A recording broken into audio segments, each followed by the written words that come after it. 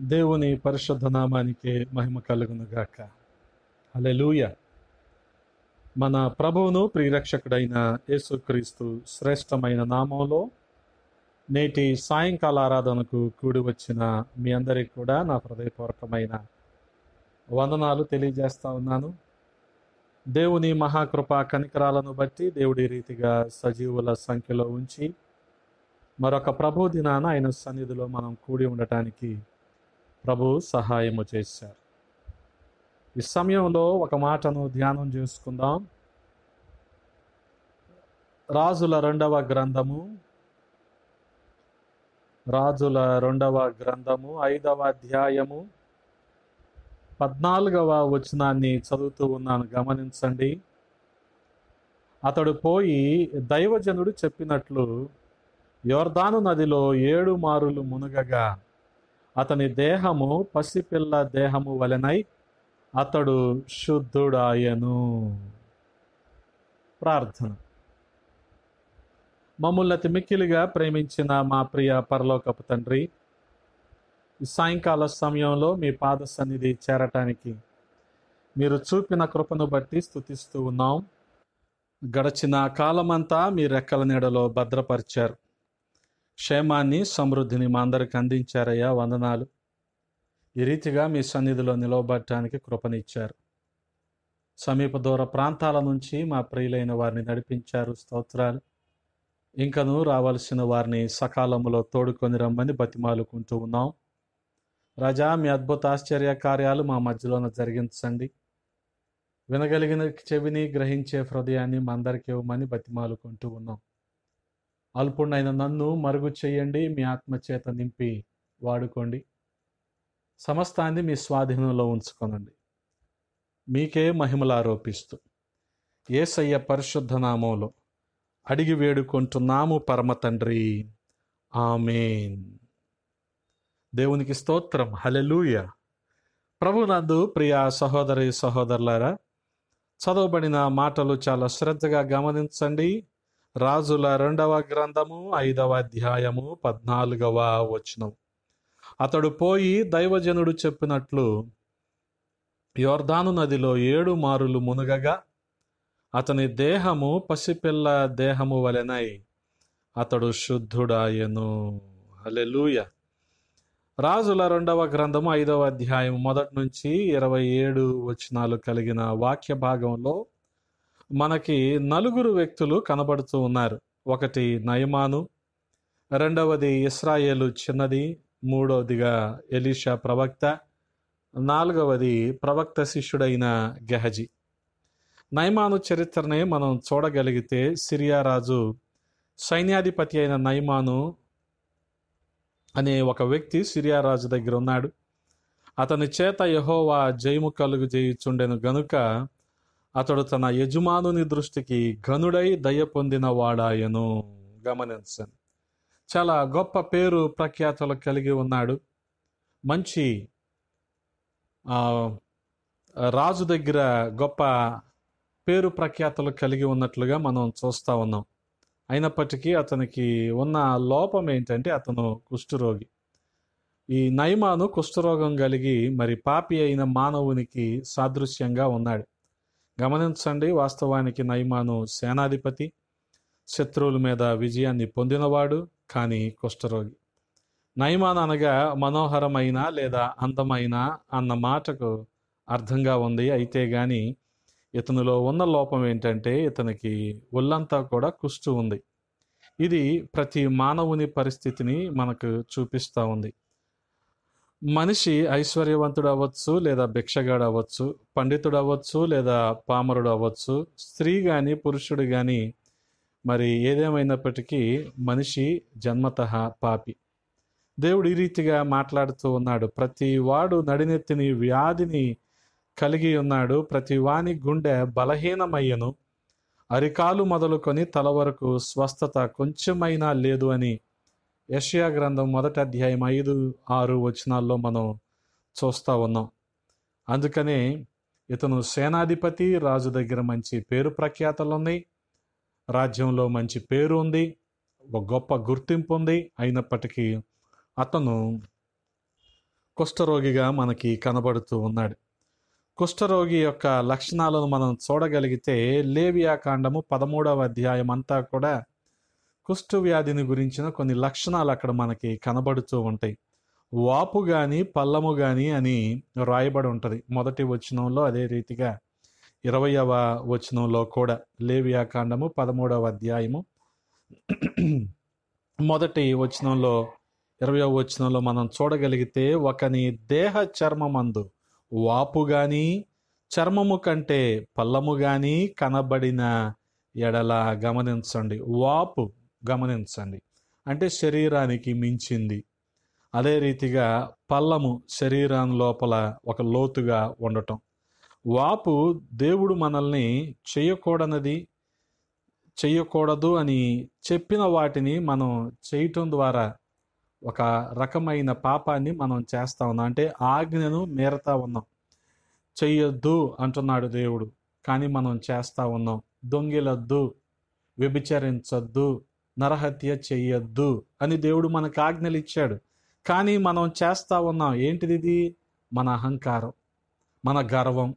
ఇదంతా వాపు అనుకుంటున్నాం మనం, ఇదంతా మన గొప్పతనం అనుకుంటున్నాం. ఆ రీతిగా కుష్టు పాపం అయితే కుష్టులో ఉన్న లక్షణాలు ఏంటంటే ఈ వాపు, లోబడనితనం, గర్వము, అహంకారము.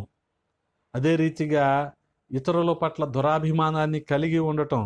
ఇవన్నీ కూడా వాపును సూచిస్తూ ఉన్నాయి. పల్లం గురించి ఆలోచిద్దాం. దేవుడు చేయమని చెప్పింది చేయకుండా ఉండటం. దేవుడు చేయమన్నాడు, ఏం చేయమన్నాడు? అదే రీతిగా మనం చూడగలిగితే నీ తల్లిని నీ తండ్రిని సన్మానించు అన్నాడు.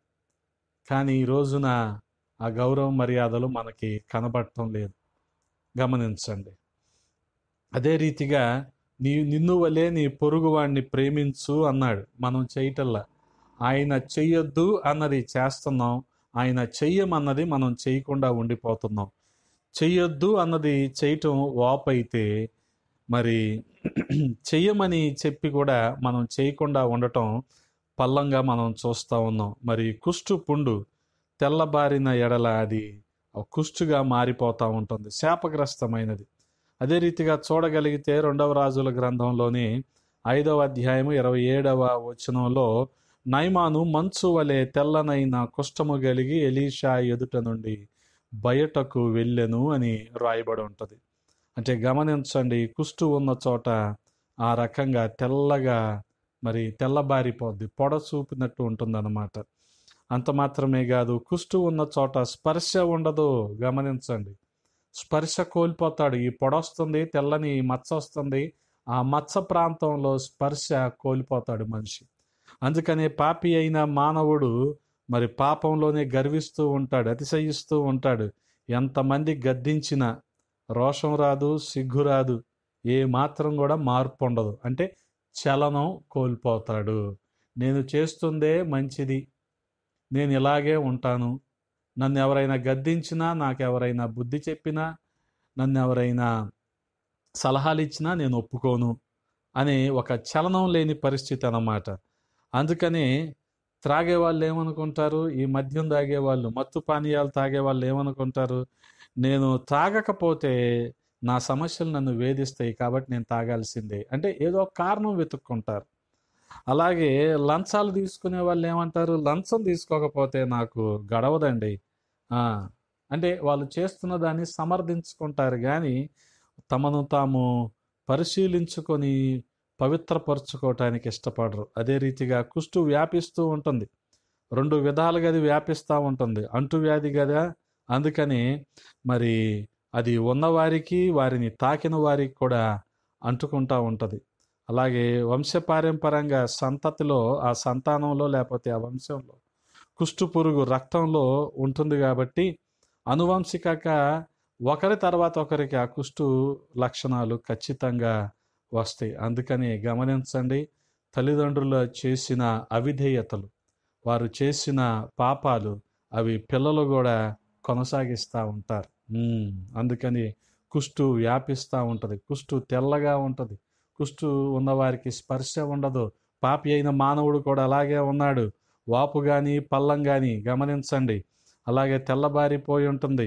అలాగే ఎంత గద్దించినా వారిలో చలనం ఉండదు. ఈ పాపము ఒకరి తర్వాత ఒకరికి సంక్రమిస్తూ ఉంటుంది. ఈ పాపము వాళ్ళు చేశారుగా మేము చేస్తాం, వాళ్ళు అలాగ ఉన్నారు కదా మేము అలాగే ఉంటాం, ఇన్ని రకాలుగా మనిషి సమర్థించుకుంటూ పాపంలో కొనసాగిపోతూ ఉన్నాడు. అదే రీతిగా చూడగలిగితే ఈ కుష్టు నుండి స్వస్థత పొందటానికి నయమాను చాలా ప్రయత్నాలే చేసే ఉంటాడు. ఈ అధ్యాయంలో చూడగలిగితే మొదటి 3 వచనాల్లో మనం చూడగలిగితే, ప్రాముఖ్యంగా 2-3 వచనాల్లో చూడగలిగితే, వైద్యులు అనేకుల వద్దకు వెళ్ళి ఎంతో ధనము వెచ్చించి ఉంటాడు కానీ మరి స్వస్థత అయితే రాలేదు. ఇంతలో తన ఇంట్లో పనిచేస్తున్న ఒక ఇశ్రాయేలు బానిస పిల్ల, ఆమె నుంచి చిన్న సమాచారం అందుకున్నాడు. ఆమె ఏమంటుంది, షోమ్రోనున్న ప్రవక్త దగ్గర నా ఏలిన వాడు ఉండవలెనని నేనెంతో కోరుచున్నాను, అతడు నా ఏలిన వానికి కలిగిన కుష్ఠరోగమును బాగు చేయునని చెప్పెను. గమనించండి, పాప రోగము ఏ మనిషిని కూడా వదిలిపోదు, కానీ అది వదిలిపోవాలి అంటే, ఆ పాప రోగం మనలో నుంచి పోవాలి అంటే మనుషులు కాదు కానీ, ప్రభుత్వాలు కాదు కానీ, కేవలము యేసుక్రీస్తు ప్రభువు వారి ద్వారా మాత్రమే మన పాపాల నుంచి మనకు విడుదల. గమనించండి, అందుకని ఇక్కడ ఎలీషా ప్రవక్త యేసుక్రీస్తు ప్రభువు వారికి సాదృశ్యంగా కనబడుతూ ఉన్నాడు.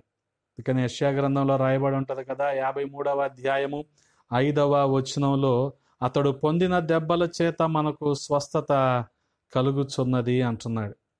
అలాగే నిర్గమాకాండము 15వ అధ్యాయము 26వ వచనంలో దేవాది దేవుడు మాట్లాడుతూ ఉన్నాడు, నిన్ను స్వస్థపరచు యెహోవాను నేనే అంటున్నాడు. గమనించండి, ఏదో యాగాలు చేయటం వల్లనో దాన ధర్మాలు చేయటం వల్లనో ఈ పాప రోగము పోదు. యేసయ్యను నమ్ముకుంటేనే నీకు పాపాల నుంచి విడుదల. హల్లెలూయా. ఆయన నమ్ముకుంటేనే ఈ పాప రోగం నుంచి మనకు విడుదల. అందుకనే గమనించండి, అరాము రాజు దగ్గర నుండి ఇశ్రాయేలు రాజుకు ఒక ఉత్తరాన్ని తీసుకొని కూడా వెళ్ళాడు. అంటే ఏం చేస్తున్నాడు ఇక్కడ, ఒక సిఫారసు పత్రాన్ని నయమాను తీసుకెళ్తున్నాడు. అంటే మనుషులతో చెప్పించటానికి ప్రయత్నిస్తున్నాడు, ఒక రికమెండేషన్ చేయటానికి పైరవీలు చేస్తా ఉన్నాడు. అందుకని పాపంలో జీవించే అనేకులు కూడా మారు మనసు కొరకు దైవజనులను ప్రార్థన చేయాలని కోరుకుంటూ ఉంటారు. కొంతమంది మరియమ్మకు ప్రార్థన చేస్తారు, కొంతమంది వేరే మధ్యవర్తుల పేర్లు చెప్పి ప్రార్థన చేస్తూ ఉంటారు. ఇదంతా వ్యర్థము, కేవలము యేసు నామములోనే పాపాల నుంచి విడుదల. హల్లెలూయా. గమనించండి ప్రియ సహోదరి సహోదరులారా, నయమాను ప్రవక్తకు మరి కొన్ని బహుమానాలు కూడా తీసుకెళ్ళాడు. అదేంటంటే మరి 20 మనుగుల వెండి, మరి 1,20,000 రూపాయల బంగారం, అలాగే మరి 10 జతల బట్టలు, ఇవన్నీ కూడా తీసుకొని వెళ్ళాడు. కానీ ప్రవక్త ఏం చేశాడు, ఎలీషా ఏం చేశాడు, వాటన్నిటిని కూడా నిరాకరించేశాడు. అంతే. ఏమంటున్నాడు, 16వ వచనంలో అంటున్నాడు కదా, ఎలీషా, ఎవని సన్నిధిని నేను నిలువబడి ఉన్నానో, ఇశ్రాయేలు దేవుడైన ఆ యెహోవా జీవము తోడు నేనేమియు తీసుకొనను అని చెప్పాను. నయమాను అతన్ని ఎంతో బతిమాలినా సరే అతను అనగా ఎలీషా అస్సలు ఒప్పుకోలేదు. గమనించండి, నేనేమీ తీసుకొని అంటున్నాడు. గమనించండి, అంటే ఇక్కడ చాలా స్పష్టంగా పరిశుద్ధ గ్రంథం మనకి బోధిస్తూ ఉంది, దాన ధర్మాలు పుణ్యకార్యాల వల్ల మన పాపము పోదు. కేవలము యేసుక్రీస్తు ప్రభువు వారు సిలువలో కార్చిన రక్తము ద్వారా మాత్రమే మన పాపాలకు విడుదల. హల్లెలూయా. అదే రీతిగా గమనించండి, మరి దేవుడు మానవుని నుండి వీటేమిని కూడా కోరుకోవటం లేదు. ఏది, ఈ వెండి బంగారాలు, ఈ వస్తువులు, ఇవేవి కూడా మనిషి నుంచి దేవుడు కోరుకోవటం లేదు. అందుకనే కీర్తనాకారుడు అంటా ఉంటాడు కదా, ఏమి తెచ్చి నిన్ను నేను దర్శించుకుంటాను అని మాట్లాడుతూ ఉంటాడు. ఆ రీతిగా చూడగలిగితే మరి ఇవేవి కూడా మనల్ని రక్షణలోనికి నడిపించలేవు, మనకు స్వస్థతను ఇవ్వలేవు. కేవలము యేసుక్రీస్తు ప్రభువారు మాత్రమే మనకు పాపాల నుంచి విడుదల కలిగించి మనల్ని రక్షించగలరు. హల్లెలూయా.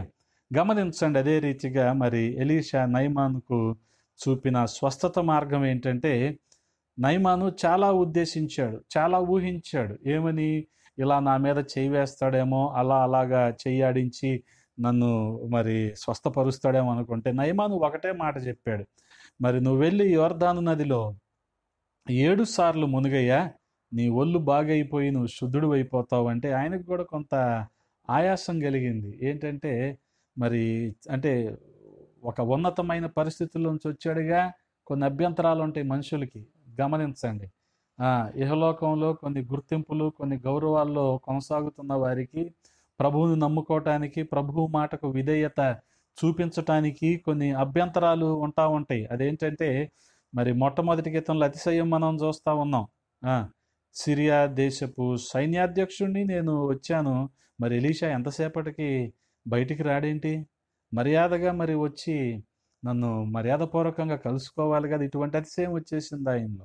ఇంకోటి చెయ్యాడిచ్చి నన్ను స్వస్థపరచాలి కదా, అలా అనలేదేంటి, ఏంటి మా ఊర్లో ఏమైనా, మా దేశంలో ఏమైనా నదులు లేవనుకున్నావా, అబానాయు ఫర్ఫరా లాంటి నదులు చాలా ఉన్నాయి కదా, ఇశ్రాయేలు దేశంలో ఉన్న నదులే శ్రేష్టమైనయా అంటున్నాడు. గమనించండి, మరి అక్కడున్న నదుల్లో నేను స్నానం చేసి స్వస్థత పొందుకోలేనా?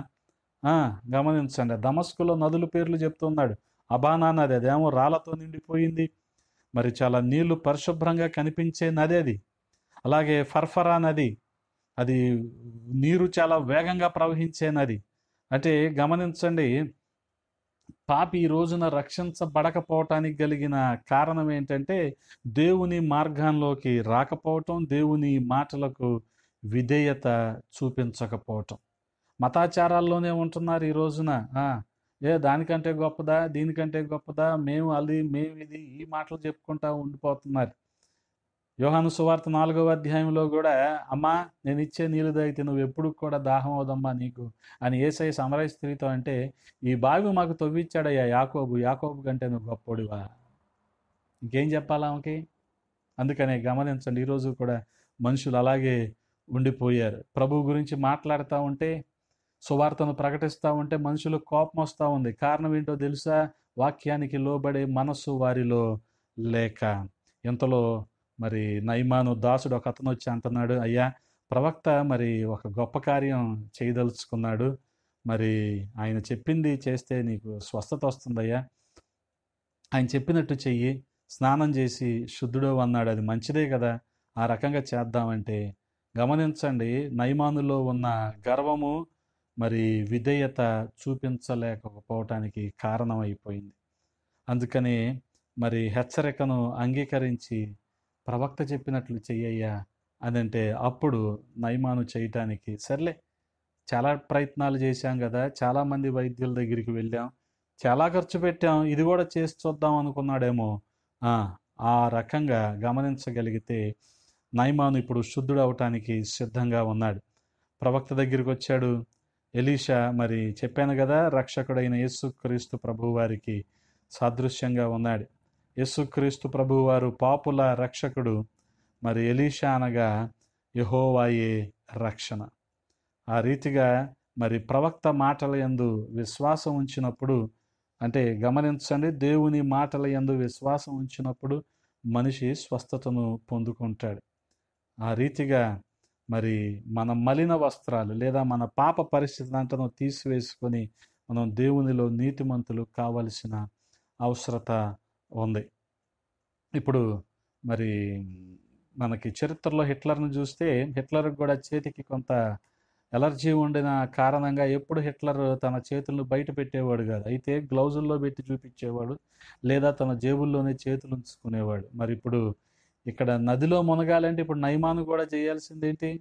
తన వస్త్రాలన్నిటినీ విడిచిపెట్టేసి తన మలిన వస్త్రాలు తీసివేసి తాను ఇప్పుడు శుద్ధుడు అవ్వాలి.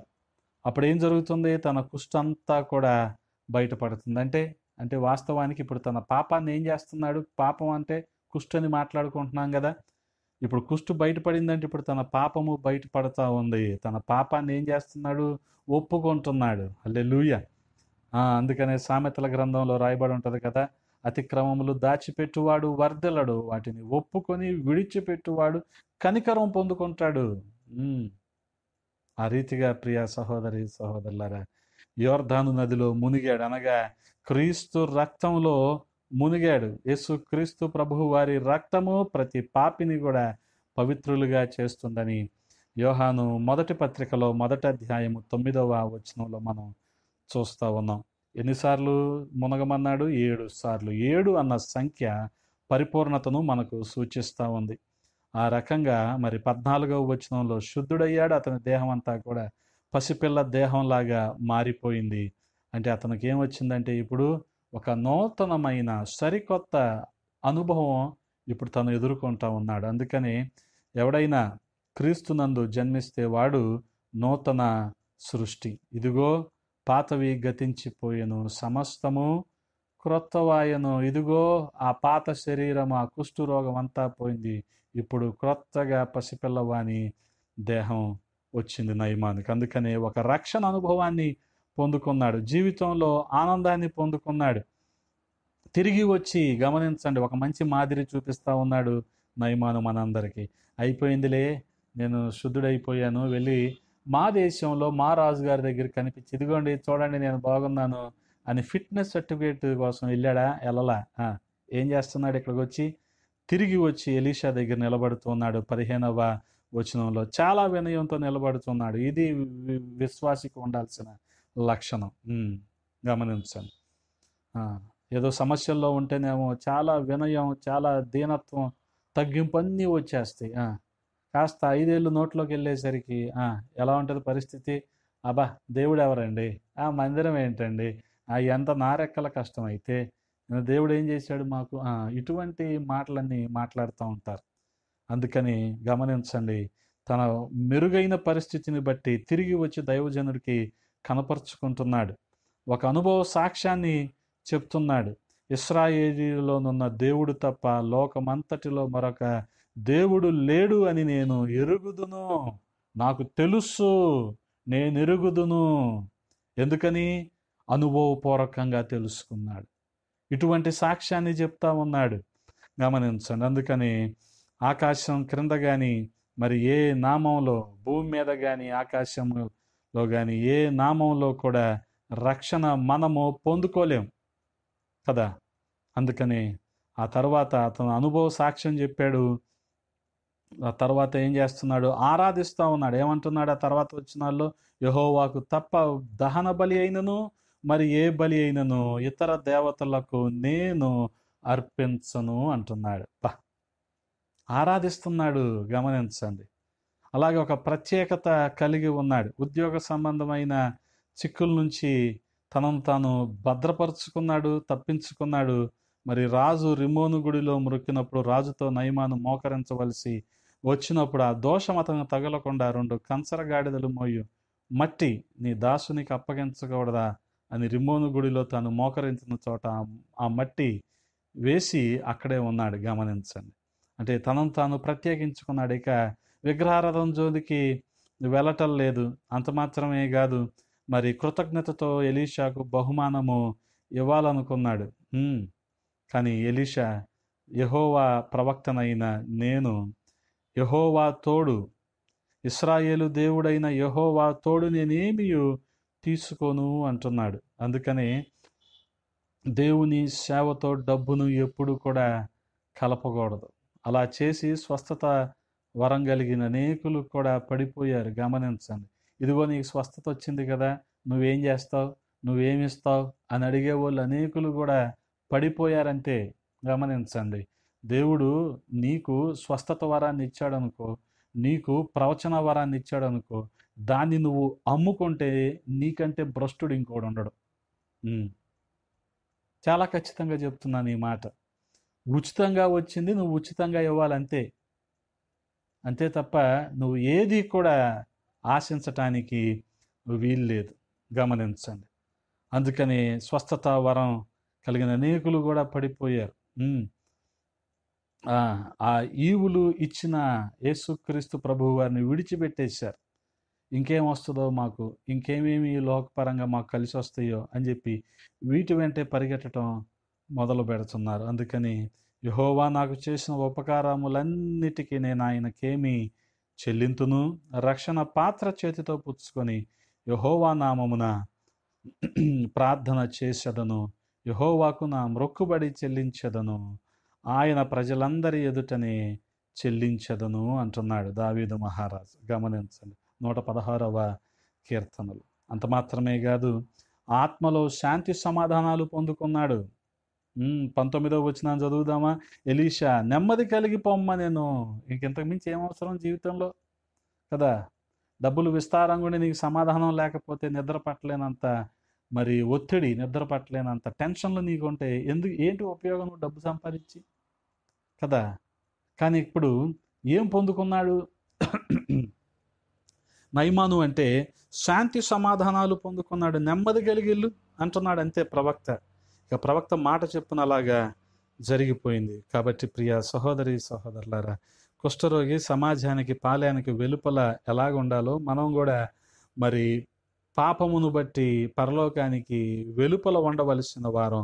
దేవుడు మన పాప రోగాన్ని తీసివేసి మన తలంపులన్నిటిని కూడా శుద్ధీకరించి ఆయన మన హృదయాన్ని నూతనపరిచి ఆయన రక్తములో కడిగి మనకు పరలోక మార్గాన్ని అందించాడు. పరలోకంలో మనకు ఒక స్థానాన్ని ఆయన ఇచ్చాడు.